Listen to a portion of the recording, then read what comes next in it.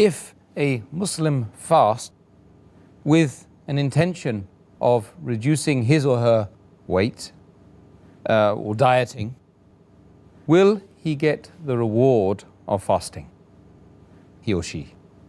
If you're talking about reward in general, Islamic, they're talking about Jannah, forgiveness, etc.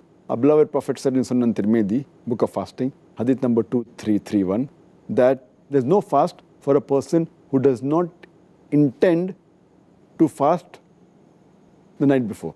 Intention is a must. Intention means for the sake of Allah subhanahu wa ta'ala, for the pleasure of Allah subhanahu wa ta'ala. A person who doesn't have this intention, surely he will not get the religious benefits. He will not get the spiritual benefits. The reason why we fast, that is taqwa, what we discussed in the last episode.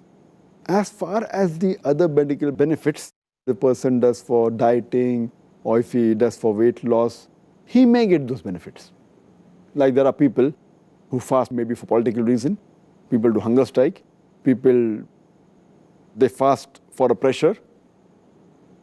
Some people fast, as we mentioned, for weight loss, for dieting. So that part of the medical benefit they may get, but not the benefit completely of Islam. And as Allah says in the Quran, in Surah Hud, chapter number 11, verse number 15 and 16, anyone who does any deeds for this world, Allah will give him the reward without diminishing for this world. But he will have no reward in the hereafter, except for hellfire. And he's really, the person who does such deed is really misguided. So fasting only for weight loss, dieting is just, it is penny wise, pound foolish.